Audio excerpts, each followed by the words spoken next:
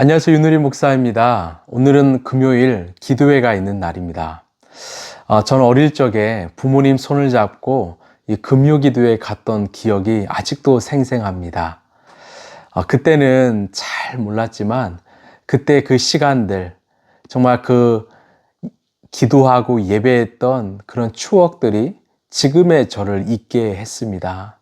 그리고 기도하면 당장 곧바로 어떤 응답들이 일어나지 않는다고 해도 정말 그 기도하는 시간이 내 영혼에 깊이 뿌리 내려서 내 삶에 어려움이 찾아오고요. 위기가 찾아올 때 큰 힘을 발휘합니다. 우리 인생을 견고하게 해줍니다. 여러분, 그래서 기도의 시간을 많이 쌓으시길 바랍니다. 그 시간은 하나님과의 깊은 교제의 시간, 정말 신뢰의 시간이 될 것입니다. 오셔서 함께 기도하시길 바랍니다. 오늘 하나님께서 우리에게 주신 말씀은 잠언서 29장 17절에서 18절까지의 말씀입니다. 너의 자식을 훈계하여라. 그러면 그가 너를 평안하게 하고 너의 마음에 기쁨을 안겨줄 것이다. 계시가 없으면 백성은 방자해지나 율법을 지키는 사람은 복을 받는다. 아멘. 여러분, 혹시 연을 날려본 적 있으십니까? 저는 초등학교 때 이 운동장에서 친구들과 연을 자주 날렸습니다. 이 가오리 연을 날리면서 누가 더 멀리, 더 높게 날리는가 시합도 참 많이 했습니다. 연이 그 높게 멀리 날려면 바람이 필요하죠. 이 맞바람을 맞은 연은 정말로 높이 멀리 날아갑니다. 그때 어린 마음에 이런 생각을 해봤습니다. 연을 묶고 있는 신을 끊으면 연은 더 높게, 더 멀리 날 수 있지 않을까? 여러분, 그 실을 가위로 끊으면 어떻게 될까요? 연은 균형을 잃어버리고 그만 땅바닥에 처박히고 말 것입니다. 연을 날게 했던 것은 바람이지만 그 연을 붙잡고 있었던 것은 바로 실이었던 것입니다. 오늘 우리가 읽은 잠언은 우리 인생을 붙잡고 있는 실에 대해서 이야기합니다. 세상은 우리를 향해서 너 마음대로 해. 너 정말 너 하고 싶은 대로 해. 그게 자유야. 이렇게 말하지만 성경은 말씀의 줄에 매여 있는 삶이 진짜 복이야. 자유야. 이렇게 말합니다. 우리 17절을 보면 너의 자식을 훈계하여라. 그러면 그가 너를 평안하게 하고 너의 마음에 기쁨을 안겨줄 것이다. 잠언은 이 자녀를 사랑한다면 훈계하라고 합니다. 여기서 훈계는 단순히 야단치고 매를 드는 행위에 정말 행위만을 말하지 않습니다. 바로 올바른 길로 가도록 교정하는 일을 뜻합니다. 이 요나 아시죠? 요나가 욥바로 향하지 않고 다시스로 향하는 배를 탔을 때 그 배를 향해서 거친 폭풍과 몰아쳤습니다. 결국 요나는 바다에 빠지게 되었고 물고기 뱃속에 3일 동안 갇히게 되었습니다. 이런 왜 요나의 인생에 폭풍우가 찾아왔을까요? 왜 물속에 빠져야 했을까요? 바로 하나님이 원하시는 길을 향해 가고 있지 않았기 때문입니다. 그 폭풍우는 요나를 향해 찾아오신 하나님의 사랑이었습니다. 하나님의 추격전이었습니다. 우리도 마찬가지입니다. 하나님께서 때로는 말씀으로 또 상황으로 우리를 훈계하실 때가 있습니다. 누구야? 그 길은 아니야. 멈춰야 해. 사인을 주십니다. 여러분, 그 훈계를 받아들이십시오.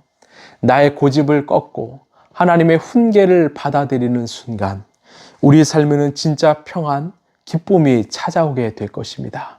훈계는 우리를 괴롭히는 것이 아니라 우리를 살게 하시는 하나님의 적극적인 사랑입니다. 자, 이어지는 18절, 상반절은 아주 유명하면서도 이 무서운 경고를 담고 있는 말씀입니다. 계시가 없으면 백성은 방자해지나. 여기서 계시는 이 묵시이죠. 즉 하나님이 들려주신, 보여주신 진리 말씀입니다. 계시는 단순한 환상이 아닙니다. 하나님께서 말씀을 통해서 우리에게 들려주시는 하나님의 뜻을 말합니다. 그래서 우리가 예언자들을 말할 때도 그 예언은 어떤 미래를 보는 그런 환상이 아니라 하나님의 말씀을 들려주는 사람이라고 말하죠. 즉 하나님의 말씀이 없으면 백성들은 방자해진다. 방자한다는 말은 옷을 발가벗고 제 멋대로 날뛴다는 표현입니다. 부끄러움을 모르고 본능처럼 사는 짐승이 된다는 말입니다.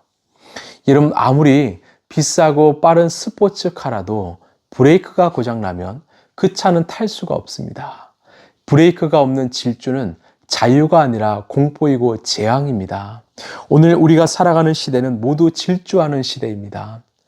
엔진도 좋아졌고 겉모습도 화려해졌습니다. 그러나 이 말씀이란 브레이크가 없는 시대입니다. 결국 죄를 향해 질주하다가 멈출 수 없어 망해버리는 것이죠.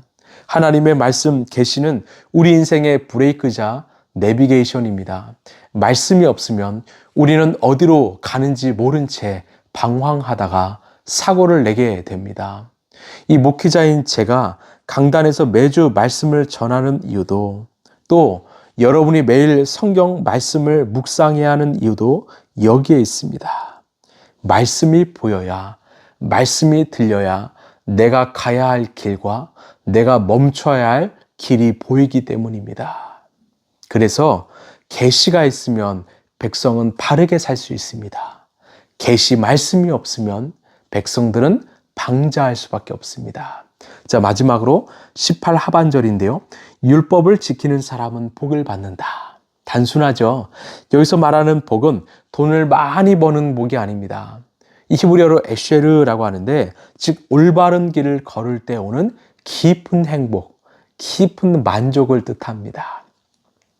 캄캄한 밤에 이 낭떠러지가 있는 산길을 운전한다고 생각해 보실래요? 이 도로 옆에 튼튼한 가드레인이 설치되어 있다면 우리는 안심하고 운전할 수 있습니다. 그 가드레인은 우리를 가두는 감옥이 아닙니다. 우리를 지켜주는 생명선입니다. 하나님의 말씀, 하나님의 법은 우리를 올가매는 밧줄이 아니라 죄와 사망의 낭떠러지에 떨어지지 않도록 막아주는 가장 안전한 가드레일입니다. 세상 사람들은 왜 기독교인들은 이렇게 하지 말라는 게 많을까라고 묻습니다. 하지만 우리는 자신 있게 답할 수 있습니다. 나는 그 말씀이라는 울타리 안에 있을 때 가장 안전하고 행복해. 사랑하는 라이프처치 성도 여러분, 우리 라이프처치가 이 파주 땅에 그 울타리가 되어주길 원합니다. 세상의 기준이 아니라 하나님의 말씀을 따라가는 그런 거룩한 공동체가 되어주길 소망합니다. 우리를 만났을 때 영혼이 안심을 얻고, 그리고 삶에 정말 가드레인, 울타리가 쳐지게 되기를 소망합니다. 말씀을 마무리합니다. 어린아이가 부모님의 손을 꼭 잡고 걸을 때 가장 안전하듯이 우리 성도들은 하나님의 말씀을 꼭 붙잡고 살 때 가장 평안합니다. 나의 생각, 나의 뜻, 고집을 다 꺾고 하나님의 훈계, 말씀을 기쁨으로 받아들이시길 바랍니다. 말씀이 없으면 방자해집니다. 매일 말씀을 묵상하시길 바랍니다. 오늘 말씀이 우리에게 준 그 선을 여러분 넘지 마십시오. 그 안에 있을 때 참 행복이 있습니다. 오늘 순간순간 이 말씀을 순종하고 또 깨닫고 이 말씀이란 울타리 안에서 참 행복과 자유를 누리는 저와 여러분 되길 간절히 소망합니다. 여러분 기억하십시오. 말씀이 우리를 살립니다.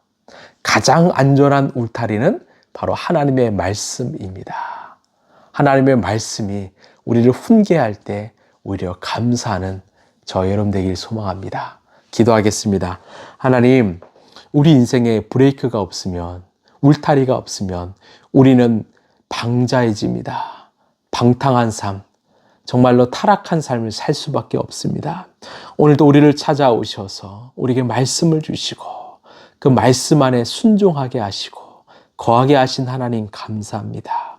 하나님, 하나님이 주시는 그 말씀, 때로는 충고와 훈계를 달게 받게 하여 주옵소서. 그 말씀을 지키는 자는 복이 있다. 깊은 행복과 만족, 감사, 기쁨을 누리는 우리 성도들 되게 하여 주옵소서.